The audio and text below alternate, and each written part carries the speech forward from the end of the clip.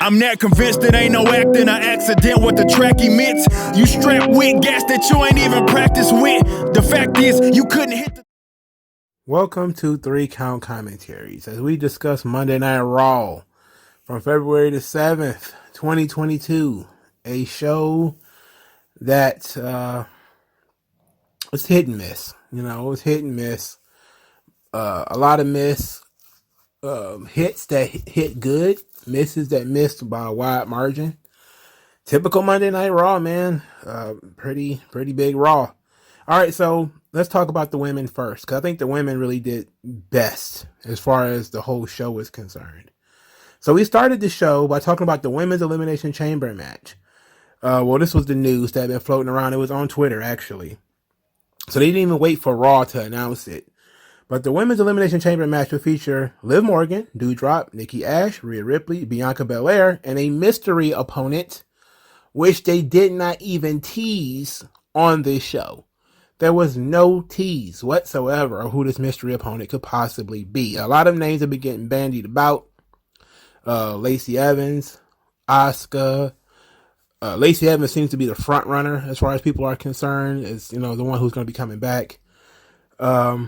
Bayley was another one I saw a lot of people say. Some people have said Alexa Bliss. There have been a lot of people who have been getting thrown around. And I think that it was a huge missed opportunity for them not to spend the show talking about this. This is pretty important. And all of the women's segments throughout the night were matches that involved these women. Bianca Belair defeated Nikki Ash in a match that was pretty short, as it should have been. But I feel like Bianca Belair should have been cutting promos. You know, she should have been talking about winning this match. Liv Morgan lost to Doudrop. Doudrop with this epic, incredible Vader bomb. Great finish for her. It's a great move. Again, we got promos from Liv Morgan and Doudrop, though, where Doudrop basically explained her heel turn, which she's been a heel for like over a month. So I don't see why she's still explaining her heel turn. And Liv Morgan is still giving the old fiery baby face, you know. I gave it the old college try, but I failed. But next time, I'm going to get him. And I was kind of like, yeah, whatever. But she did show some real fire in that match, though. So that was pretty interesting. Rhea Ripley was the odd lady out. She wasn't featured on the show at all. Not a promo, nothing. Not a segment, nothing. This doesn't look good. When you announce that the show is going to be, the match is going to happen on Twitter, essentially the entire division is in it. There's still one person missing, and we're not even going to, the show is in 2 weeks, by the way. So this is, you only got one more Raw before you even get into building this match. And they did almost zero build for it. Their build was, hey, go out there and have a match. Doudrop and Liv Morgan wrestled on Main Event last week. So this is a rematch from their match last week. I didn't see it, but I just know that it happened. And of course, Bianca Belair is going to beat Nikki Ash. Why wouldn't she? So they didn't do a good job of building up this women's elimination chamber match at all, period. It's almost as if it was a waste. But considering some people have said that the women's elimination chamber match wasn't going to happen anyway, I'm actually just okay with it. You know? Considering a lot of folks was like, oh, the women's elimination chamber match ain't even going to happen. I don't know about that one. Well, I guess they proved those guys wrong. Guess it will be happening. All right. Other women's feuds. I think probably the best thing on the show, Lita and Becky. I think this was by far the best promo segment on the show. Not saying that everything was bad, but this was by far the best women's segment that they've had in quite a while. So Lita comes out there. She says that she went into the Royal Rumble. She felt at home. She was in there tangling with the top women's stars of WWE, like Charlotte and, you know, some of the legends. But there was one missing, and that one was Becky Lynch. And said she's been wanting this match since forever and decided to come out here and shoot her shot, essentially. Called out Becky. So then Becky comes out and really cuts this good promo, where she talked about Lita inspiring her and supporting her and believing in her, and that without Lita, there would be no Becky. But now there is a Becky, so there can never be Lita again. And it says that it's hurtful, truly hurtful, that someone you looked up to is trying to strip away something that is so important to you. And she talked about all the things she surrendered. You know, how she gave up the fans, and she gave up the friends, and she gave up everything to be the champion. And she doesn't have a problem giving up her relationship with Lita. And I thought that was phenomenal. I thought that the fighting, they did, of course, they did a little bit of a fight scene. Lita wins the fight scene with the twist of fate and the moonsault. Not bad. Her moonsault was pretty stiff, you know, as it should be. They really trying to build up Lita, make her look like a credible contender. Otherwise, I wouldn't say they should have not have fought. But they are trying to build up Lita. They'd only have 2 weeks to do it. So, okay, we'll have Lita, put Becky down for a little bit because she's not going to win the title. But the fire in Becky in this segment, it seemed real. It felt legit. You know, I really liked this segment. Lita, her facial expressions were kind of just happy to be there.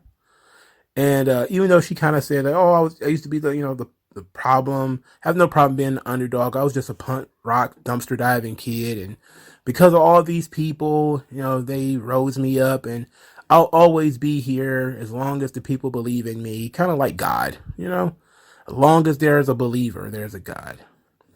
And so it was very interesting. And I thought it was really good. I thought Becky's performance was excellent.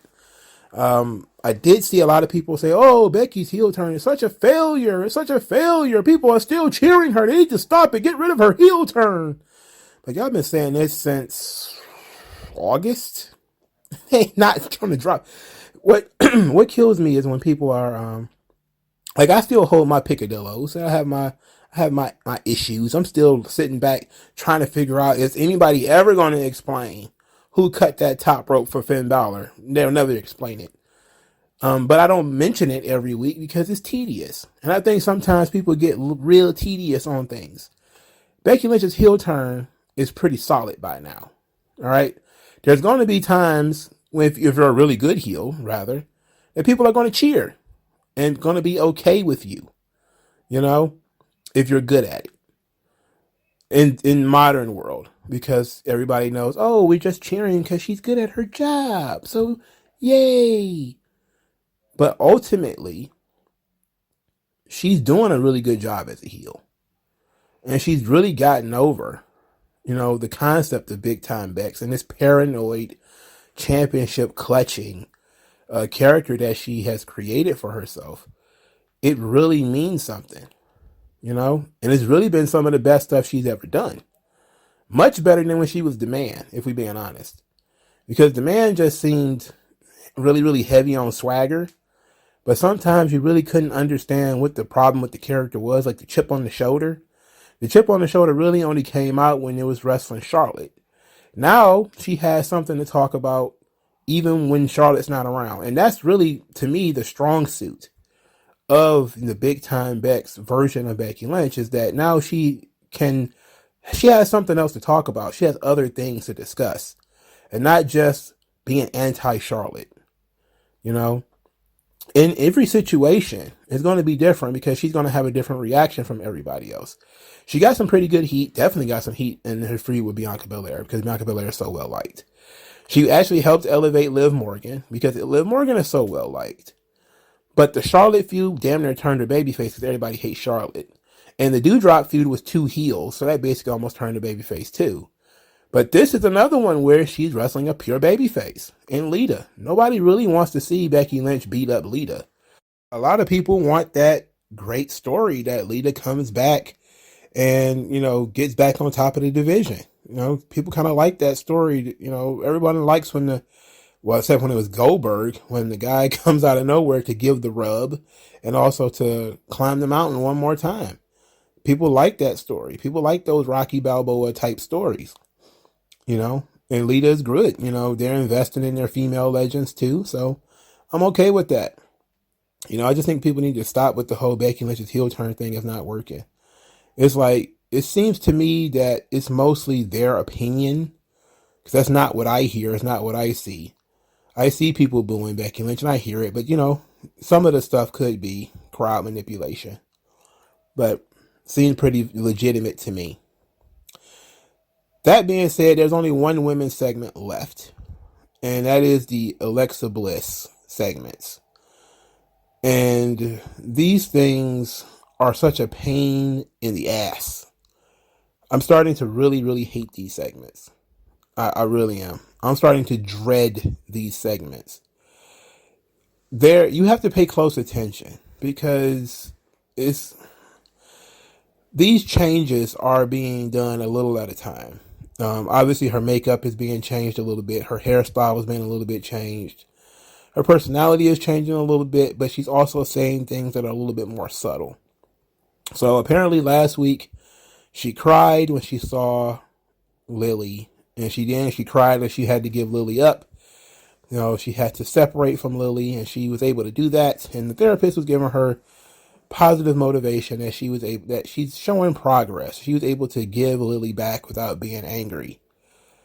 And now she's, very lackadaisical, but she's still being a bit of a motor mouth as she talks about all these opportunities she had to be angry, but she didn't. And the most important thing to discuss is the last one. She talked about the woman with the multicolored hair and teeth like skulls. She was essentially talking about Lily, that Lily had cut her off in the grocery store. So we're going with Lily is a thing that is in society. But what I'm guessing is what I said before, that Lily is some type of alternate ego. And what she sees is basically when Lily takes over the personality. And essentially she had these building tensions. I think she said she got cut off on the freeway, but she was able to stay calm. Then she lost her parking spot. She was able to stay calm. But then the thing in the grocery store was kind of upsetting her. And that's when she started, saying that she saw the multicolored hair, the teeth like skulls and stuff like that. And I'm thinking, okay, maybe she transformed into Lily at that moment and was seeing that from a different perspective. And seeing that from the perspective of being Alexa Bliss, watching Lily, interact or whatever. That would be the only thing I can think of. But I really am tired of these segments. These segments need to go bye-bye. I'm talking complete and total bye-bye. The closer we get to these things being over, the better. And they're not moving fast enough. They need to go. They need to go away. All right, so the start of the show was RK Bro versus Alpha Academy at the Quiz Bowl. RK Bro wins the Quiz Bowl 5-4. The Quiz Bowl was funny. It was a little too long. I think it was like the first 20 minutes of the show. Gable is really nailing this character. He is so good. And Otis is good too. Otis knowing the answer was Hamlet to one question because it had ham in it was was pretty funny.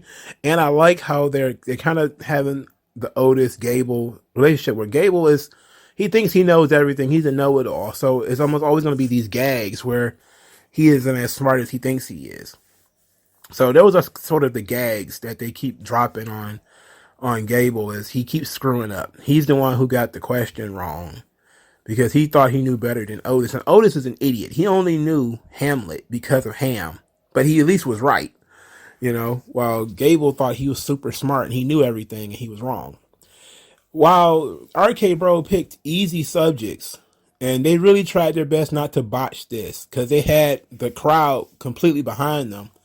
And the crowd, of course, was giving them the answers to the, what was the question about? And the answer was John Elway. And they're in Denver. So the crowd is like, John Elway, just telling them the answer.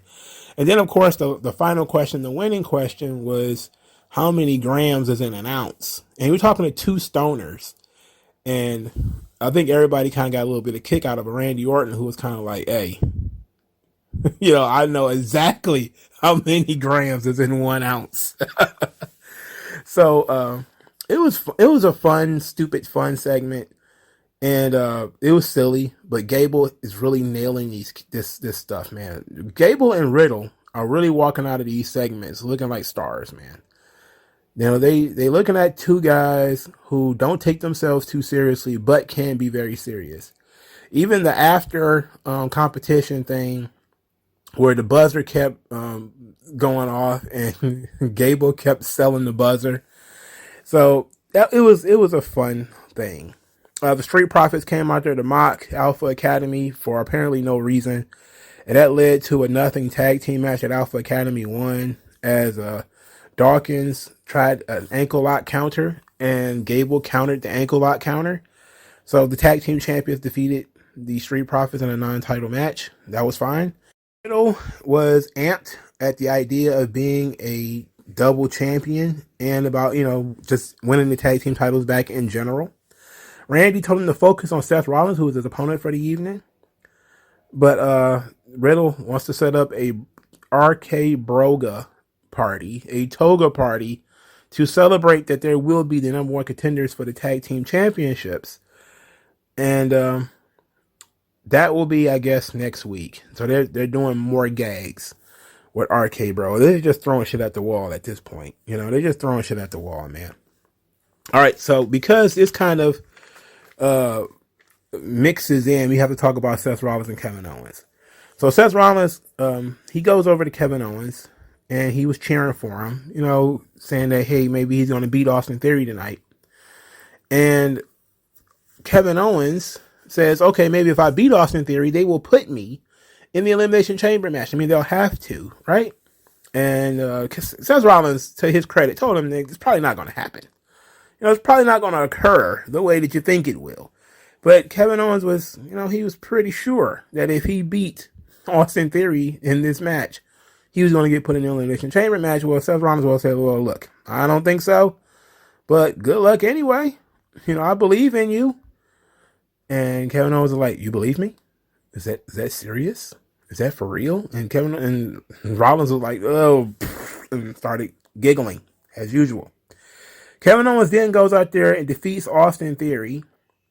This is, of course, 50-50 booking because Austin Theory won last week. So now Kevin Owens wins this week.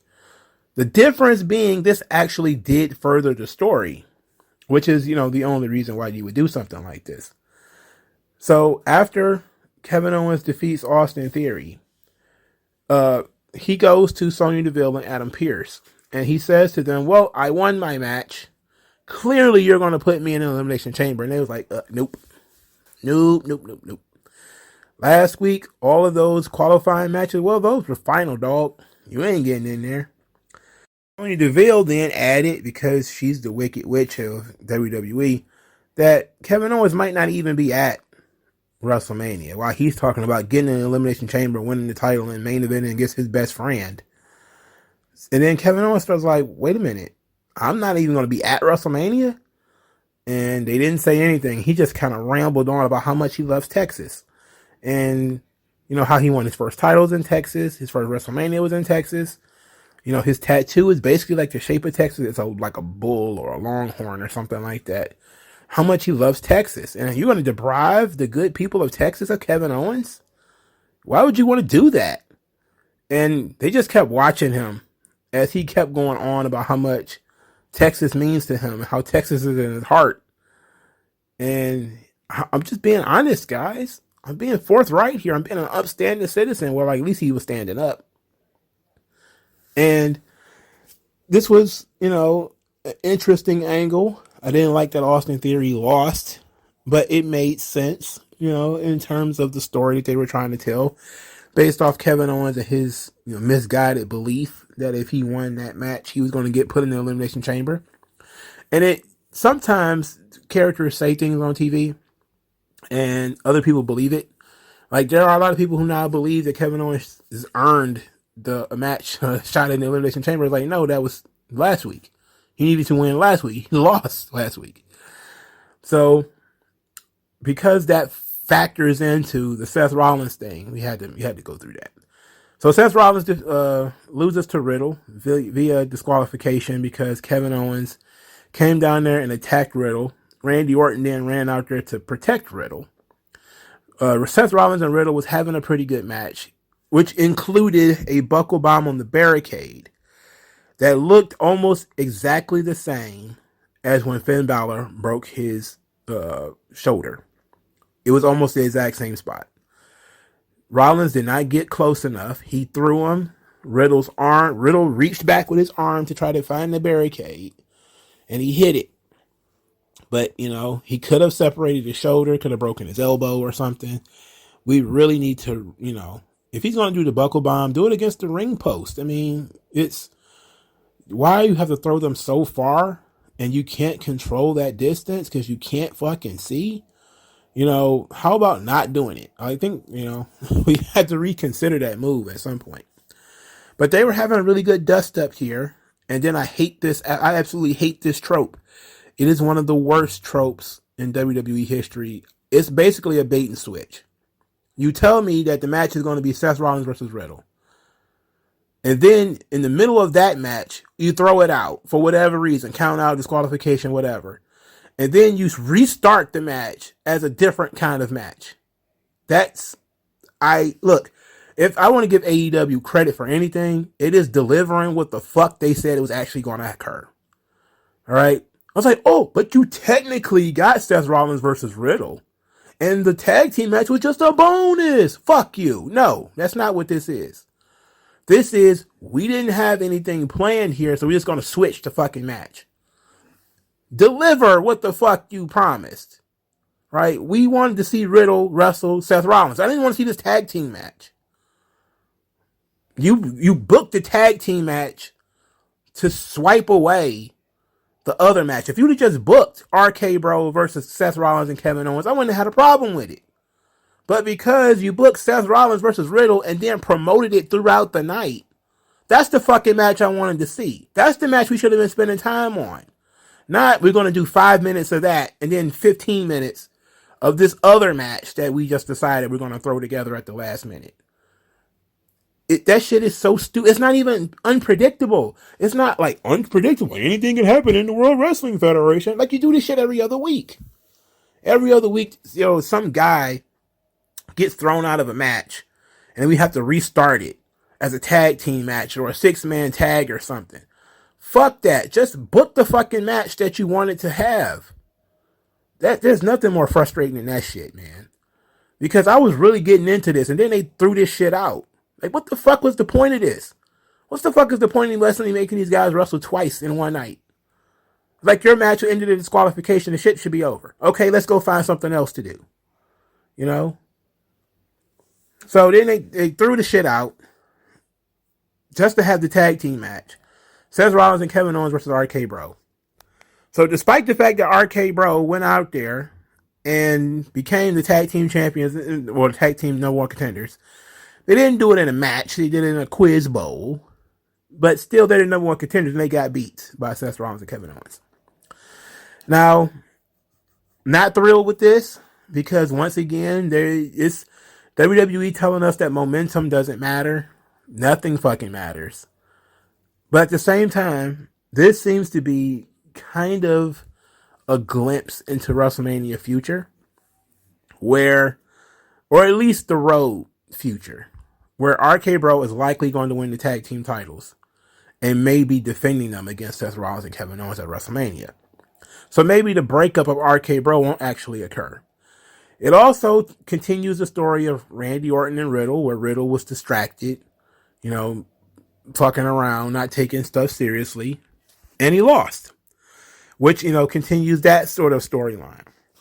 But I am continually frustrated whenever you tell me it's going to be a singles match and all of a sudden the shit turned into a fucking tag team match.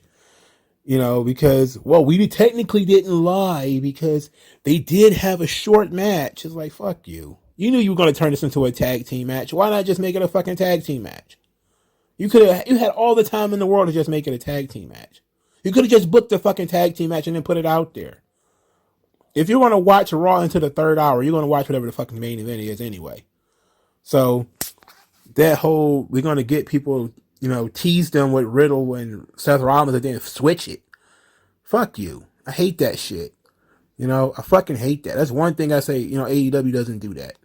That's one fucking positive thing I can say. AEW doesn't do a lot very well, but they at least fucking deliver some of the shit that they say that they were going to do. You know, damn. You know, you don't have your mind set on one thing and then get gypped of it, but get some type of bullshit consolation prize. You know, if it's going to be a disqualification, let's let the shit be a disqualification, man. All right. I forgot where I left off chronologically. All right. MVP and Lashley. Lashley is the hometown boy. He comes out there fist pumping, slapping hands. They give him a really good chant. MVP talk about how he's a Brock breaker. You know, he was baby facing pretty hard. MVP says, oh yeah, everyone says that he's only the champion because of Roman Reigns, but the only thing that matters is that Bob was victorious and that we should have had parades and a Bobby Lashley day. And that of all the monsters that is going to be in that Elimination Chamber match, Lashley is the most dangerous, the biggest, baddest monster of them all. And I liked this promo. MVP was really good. I liked it. And then Lashley got the mic. And things did not go well. Bob seemed a little overwhelmed by the amount of love he was getting. People were chanting for him and everything. He got a little bit of the sleepy mouth where he was missing parts and forgetting his lines. And I was like, oh boy. But basically he said, the long and the short of it, is that Lesnar disrespected him for the last time. You don't make demands of the Almighty. And that, you know, Lesnar doesn't even perform on Raw. When was the last time he defended the title? When was the last time he even wrestled on Raw? You know, which is a good question. Maybe they're going to tease Brock having an actual match on TV at one point. Not likely to happen, but I'm just saying, you know, maybe it's something to consider. But they didn't do anything. There was no angle to this segment. It was just Bob and MVP come out there and cut a kind of a babyface promo. And I was surprised to see that. I was just surprised that nobody came out there to confront them. You know, I was like, okay, that was awkward to me. This is if I was booking it, just a little fantasy booking. I would have had Austin Theory come out there and get in Lashley's face. Not because, you know, you want to put Austin Theory on Lashley's level, but you do want him to get that attention. You know, he's a rookie in this match. People are not going to be looking at him. He would have been better served getting in Lashley's face, just even if it was nothing but to get the heat, than losing to Kevin Owens in the rest of the show. You know, if you were really trying to get this kid over, you would interject him where he would be most useful. And he would be most useful by getting in Lashley's face, talking about how he's going to be the one to win the Elimination Chamber. You know, you may beat Brock Lesnar. I'm going to beat Brock Lesnar too, because I'm going to beat him in the chamber. I'm going to beat you too. And then, you know, maybe just walk up to him and ask for a selfie. You know, like, hey, you know, before our big match at the Elimination Chamber, I just wanted to know if I could take a picture with you. And then maybe he does something slick, like, you know, Lashley puts the belt on his shoulder. It's like, yeah, sure, I'll take a picture with you, kid. And, you know, Austin Theory kind of slides the belt over to his shoulder and, you know, snaps the picture to make it seem like he was the one with the belt and everything. There's 100 different ways you could have done it where Austin Theory could have got some heat and, you know, made him look like a little shit in this match. Even if he's not going to be a real threat, at least physically, he could at least be annoying, you know? And sometimes that's good enough, as, you know, the guy just can be an annoying little fuck. And you like, I want Lashley to rip his fucking head off and kick it into the crowd. And that's good enough. I think that would have really helped him and helped his character grow if he had just a small segment of him being, of all the people to come out there and interrupt Lashley. It was fucking Austin Theory. But they chose to he goes out there with no promo. He did have a little bit of a conversation with Mr. McMahon, but it was narrated over. We didn't hear anything that they said. So that storyline continues, but I'm just sitting back floored by the fact that Austin Theory is not cutting any promos and not trying to make himself visible at all in this match. And then they just went out there and had him lose. I mean, again, momentum counts for nothing. And then they did what they always do. what they've been doing for the last, I guess, month. Every fucking time you see somebody, they got a new theme.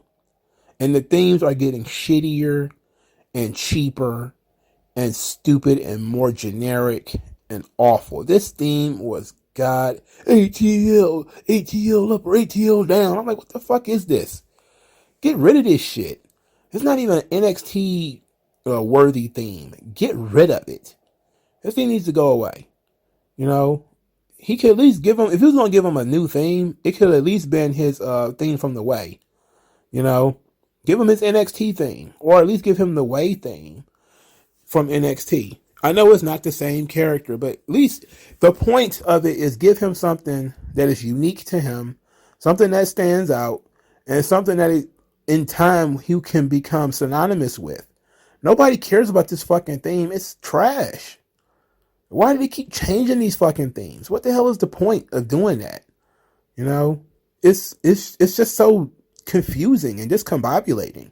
Because you never know what the fuck is going on. You're like, okay, they changed his theme again? Why? He didn't change his character. It's the same fucking guy. So why are you changing his theme? Ugh, never mind. Shit. That's so frustrating, man. I don't know what to do with myself. Anyway, AJ Styles defeated Damian Priest in a pretty good match that I think they should have built up a little bit more. I was actually surprised this match wasn't thrown out by disqualification. That's actually what I expected. I expected Damian Priest to sort of lose it and get disqualified. But instead, AJ Styles won the match clean with a phenomenal forearm. Then after the match, Damian Priest sold it. He sold it, you know, as being really frustrated. You know, he was kneeling in the corner, frowning. You know, he's being a sore loser. And it seems that we're going full heel turn now. No more tweener horse shit. We're now going full heel turn with Damian Priest. I don't like it. I think that he was doing just fine as a babyface. I don't see why he needed to turn heel. I don't see why we needed to do this whole tweener bullshit. This thing destroyed the character. Damian Priest was actually getting over. And then they decided, you know what? We're going to do half angel, half demon. It's like, okay, that's tweener shit. It's not going to work. You can't have this. It's not Lucifer. It's not Spawn or some shit. It's not a comic book. You can't have people half liking them, half hating them. It just doesn't work that way. And you can have badass babyface with an attitude that if you fuck with me, I fuck you up. But you can do that without changing his theme song and without changing his character, without doing this whole the Damien within me. You know, you can do it without all of that. They could have done it the exact same way with his facial expressions and everything without going as far as they did. So they did that shit so many times with he's losing control and getting disqualified, and now he's fucking turning heel, which was not, I'm pretty sure that wasn't the plan, because when he was, you know, doing the whole Damien shit, he was feuding with heels, you know, Dolph Ziggler and Robert Roode, and he was feuding with T-Bar and, you know, guys like that. There was at no point should you have been leading people to believe that we should be rooting for Dolph Ziggler or fucking T-Bar. Now he's wrestling AJ Styles. The feud, I like it. I like the feud. I like the idea if they're going to continue this. They are going to have AJ Styles versus Damian Priest again next week, which means they're going to 50-50 book it. Unless AJ Styles is going to walk into Saudi Arabia as a U.S. champion. They're going to 50-50 book this thing. And, you know, don't like that. So they're going to end up trying to turn Damian Priest heel. And to me, doesn't do him any good. The guy had the potential to be a top baby face. Why do you need to turn him heel? What is the point of that? You know, how does this benefit business? You don't have any main event baby faces. You're going to turn the one guy who could have been a main event baby face into a mid-card heel. That's just flat out incompetence right there. You know, that's just incompetent, because he's not going to be the main event heel because you've got Lashley. So he's not going to be the main event heel there. And then Well, I can't even say that because Bobby Lashley at least was slapping hands with people this week. I think he was doing it the last couple of weeks. So maybe they're going to turn Lashley babyface. Now, if they turn Lashley babyface and he remains champion, maybe you have Lashley versus Priest and Priest as the heel. Okay. It's possible we could have Priest and AJ Styles. I don't think they can make this thing last since they've already had the match. And then they also have already booked the rematch. I don't see how they're going to stretch that to WrestleMania. Now, if you'd have told me, oh yeah, they're going to build AJ Styles versus Damian Priest for the match at WrestleMania, I'd have been like, that was great. Fantastic. Let's do that. But they threw it away on Raw in the middle of the show with very little promotion. They are going to promote the actual title match, but AJ's already beaten this guy, So, and AJ had to win because he's the guy going into the Elimination Chamber, which is probably the wrong time to do this match in the first place. Damien Priest is only his second pinfall, but he's looking a lot like Aleister Black right now. Damien Priest doesn't talk anymore. He doesn't really do much of anything. He just kind of shows up and has matches. And with this 50-50 character shit, he's just getting disqualified even when he's winning. Makes no sense. And people are just starting to turn on him, And the point of this seems to be going nowhere. It's going nowhere. This is absolute malfeasance at this point. Because you invested all the time. I know I'm rambling about this, but you invested the Bad Bunny time into this shit. Right? You teamed him up with one of your biggest baby faces, which is a guy who was on this world tour. And then just a couple of months after that, you're going to turn the fucking guy heel? For what? Unless he's going to wrestle Bad Bunny at WrestleMania, which that would be fine. Like, I don't think that would be cool. That would be cool as fuck if, Damian Priest is going to wrestle Bad Bunny at WrestleMania. Like, tag team partner 1 year, his opponent the next year. That's good fucking storytelling. If they do it right. Now, if that's where they go on with this, and that Damian Priest is going to say, like, Bad Bunny is trying to overshadow me. He ruined my first WrestleMania by, yada, yada, yada. All right, cool. I can dig that. That's great storytelling. I think that would be fun. But at the same time, certainly you can't have Bad Bunny win that match. Because that's just shits all over Damian Priest. And second, Damian Priest beats him. He's the biggest fucking heel in the world at this point. So, and you really kind of need that ethnic babyface. I'm just being honest. Beating Damian Priest makes no sense. Him turning heel makes no sense. AJ Styles is one of the guys where he can beat Damian Priest and there's no problem.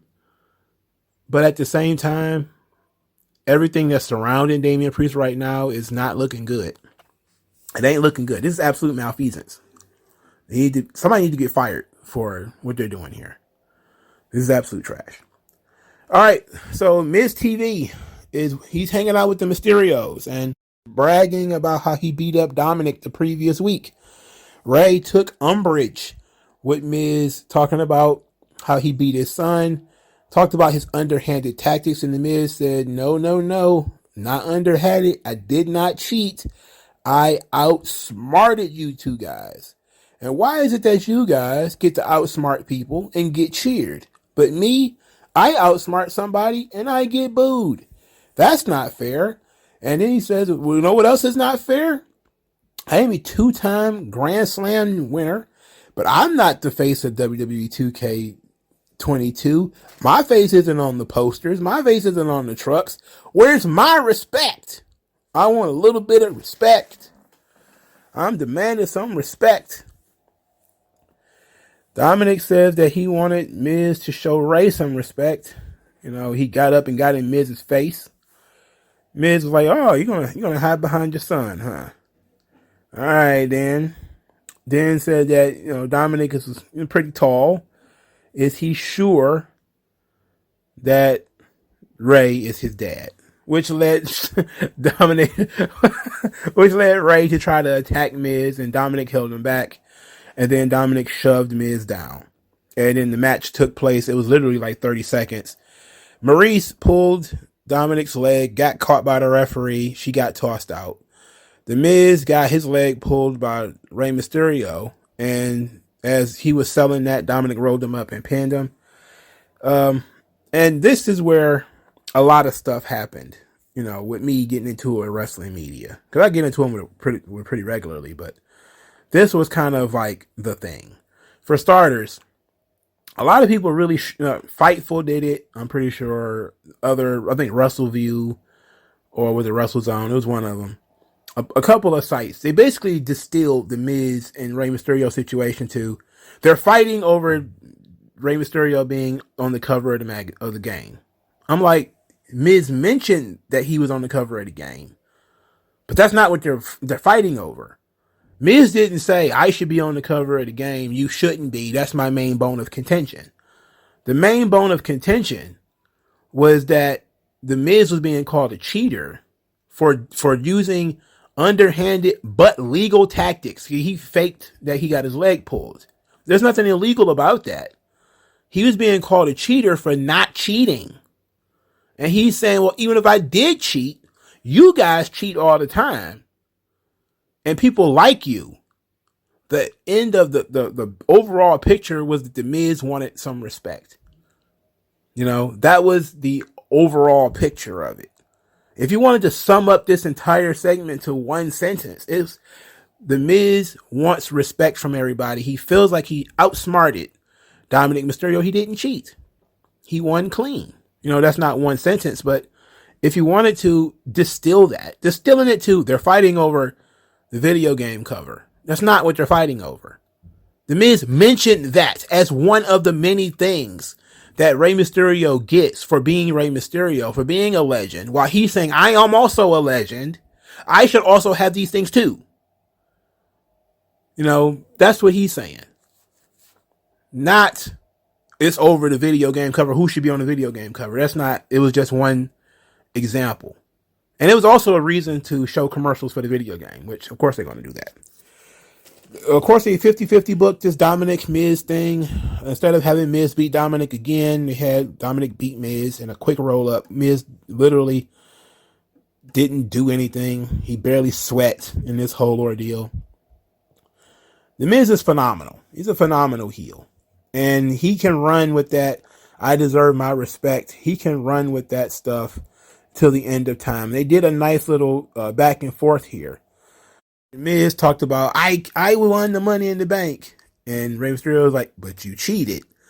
And Miz was like, I cashed in the Money in the Bank to become the WWE champion. I beat Drew McIntyre when Drew McIntyre was unbeatable. And Rey Mysterio was like, but Bobby Lashley helped you. Just kind of putting context into all of the Miz and all of his nonsense. Like, the Miz may have done all these things, but he never did it on his own. It's always been confounding factors that helped him further along all the stuff that he's been talking about. I was on Dancing with the Stars and he didn't win, but it was a fun segment. I really enjoyed The Miz. I thought this was probably the best men's segment of the evening because The Miz does this whole I deserve respect thing better than anyone. And he does it in a way that feels real, that gets people engaged, and they actually in some way agree with him. And a lot of people are starting to get on the Miz train. I saw a lot of people starting to get on the Miz train. Like, hey, the Miz he's not wrong. Look at his accolades. He's done it all. He's done pretty much everything. So why don't we respect the Miz? But then it's because we all know the context in which he did this stuff. And he's not great wrestler. But he's a fantastic promo dude. And when he actually has something to say and something to talk about, he's great. And this is one of the fine examples of it, where the Miz lost and nobody cares, because the Miz always loses. And it's really weird to get to that point where the Miz always loses. Therefore, there's no point in talking about the Miz losing. Therefore, you can't be mad at the Miz loss because he always loses. So, but he can still get out there and cut these promos and still be right, and still be like, okay, if you line up people's accolades, the Miz is a legend. He should be considered one, but he's not. So it's kind of an extension of his feud with Edge. A little bit of his extension of his feud with Edge. So I like the Miz and Maurice against the Mysterios. They're building up, I'm guessing, a Miz Rey Mysterio feud. I don't know where that's going. I don't know if we can really sell Miz and Rey Mysterio as a big match. You can sell it for a main event of Raw. I don't know if you can take it to a pay-per-view event. I don't see why we would do that. But it's interesting at least, and maybe the Miz and his promo style will do something to the Mysterios to drive a wedge between them. And I think that's what he mostly is there for. You can't do a tag team feud because the Miz doesn't have a partner. And Maurice is a valet, a very hot valet, Jesus Christ. But she's just a valet. And that's pretty much the end of that. It's like, what can you do unless the Miz is going to recruit somebody else, which is entirely possible. There's tons of people running around backstage somewhere. I'm sure there's somebody back there that can team up with him, but who? I don't know. I have no idea. I don't want to put any thought into it either, because I'm really not thrilled about this whole Rey Mysterio Miz thing. I actually thought we would be getting into Rey versus Dominic by now, and I'm actually surprised we haven't. But there's still some time left, and we could always hit a hard turn at any point where Rey is gonna, get into it with Dominic for whatever reason. So we'll see. So the only thing other than that was Reggie getting put in the friend zone, which